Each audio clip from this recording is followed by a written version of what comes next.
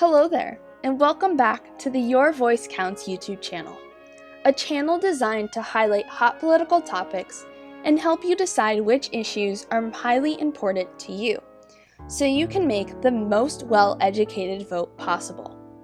Today, we'll be talking about climate change and global warming.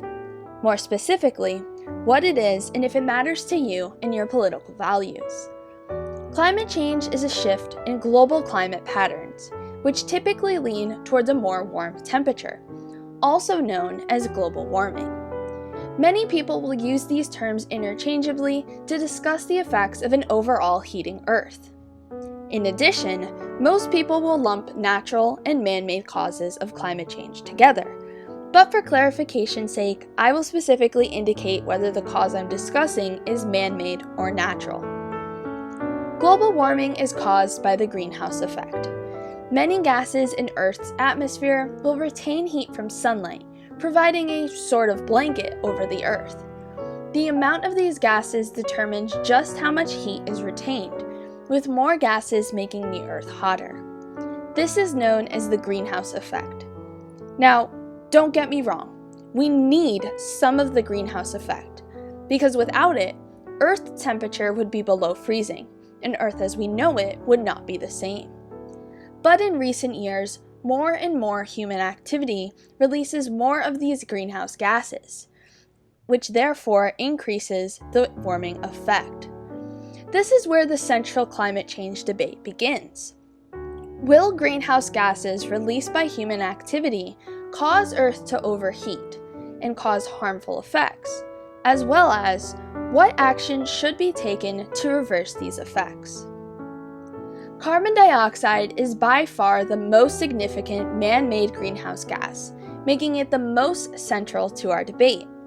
Carbon dioxide, or CO2, is vital to life, as it is required for photosynthesis, and almost all biochemicals in living organisms exist because of it.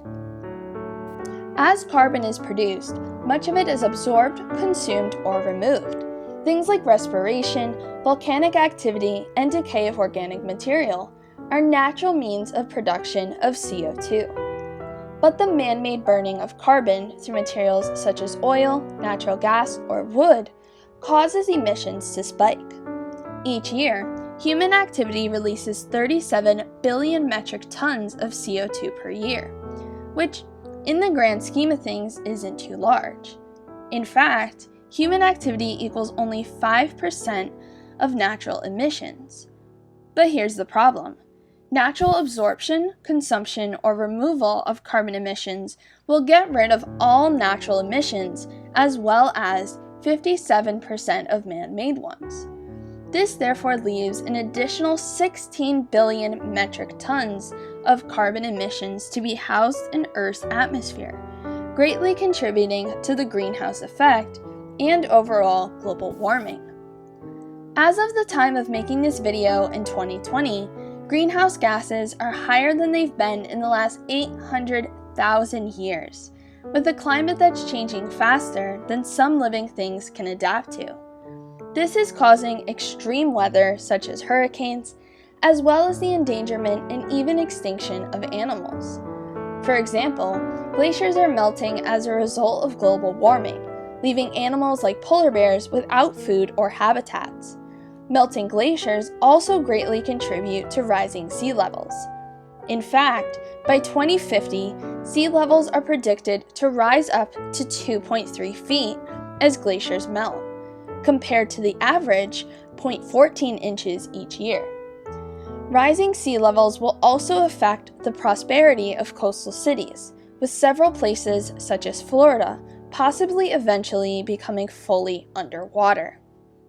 Most people will agree with the statistics that climate change is indeed occurring, in that there is evidence of global warming. But the true disagreement lies with the need to get involved and make change. The United States government has put fuel efficiency standards and protocols in place in order to decrease carbon emissions. The government even pledged to reduce American carbon emissions by 17% by 2020. But this promise was heavily reliant on an aggressive cap and trade bill that was ultimately not passed, meaning this won't be the case. The amount of man-made carbon emissions from the US has been on the general decline since a peak in 2007, but the numbers still stagger each year, with little definitive progress being made. Some states have more policies to restrict and lower emissions, with the most ambitious being from California. These staggered efforts do help, but are not enough to quote-unquote solve the issue.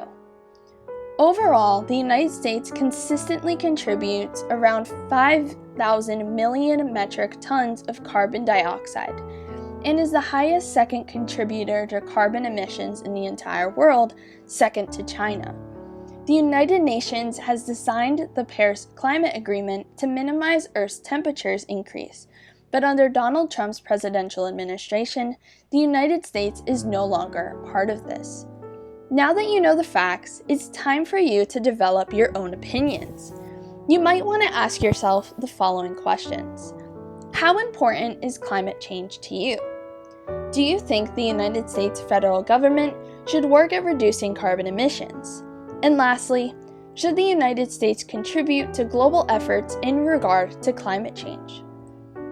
Dependent on your answers, it may sway your party affiliation or the politicians you support. Climate action isn't one of those hot topics that is incredibly divisive across party lines.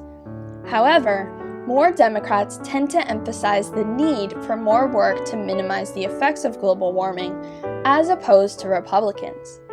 According to a Pew Research study, 90% of Democrats who participated agreed that the federal government should do more to combat climate change, compared to only 39% of Republicans.